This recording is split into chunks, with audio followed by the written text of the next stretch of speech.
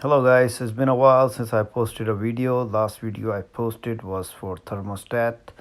Um, so today we gonna be doing review on Ronco Rotisserie oven. This is I just recently purchased. It's very hard to find now. However, this is the number one best selling.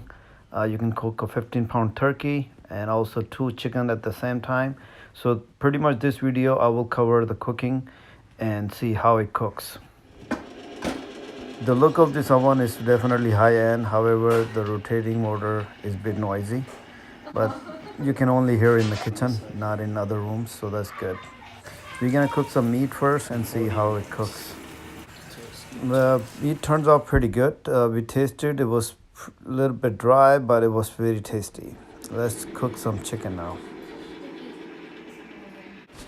All right, this is how it looks after 30 minutes of cooking. So we put it for an hour. It's been 30 minutes.